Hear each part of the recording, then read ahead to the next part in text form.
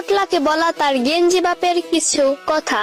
পোটলা ছটফট করিস কর, কিন্তু মামা তোর আম্মু যদি উঠছে একদম উল্টো লটকে রাখবো। আমি তোর বাপ হতে পারি, তবে তার আগে তোর আম্মুর ডিয়ার হাজবেন্ড, বুঝছিস?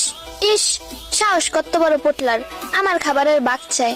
আমার খাবারের বাগ চাওয়ার আগে বল, তোর খাবারের বাগ দিবি? দেখছিস বাপ তোর কত চালাক মাম্মু, সোনার কপাল নিয়ে জন্মাইছস তুই, বুঝেছিস? নাইলে আমার মতো একটা বাপ পাওয়া তো বিলাসিতা।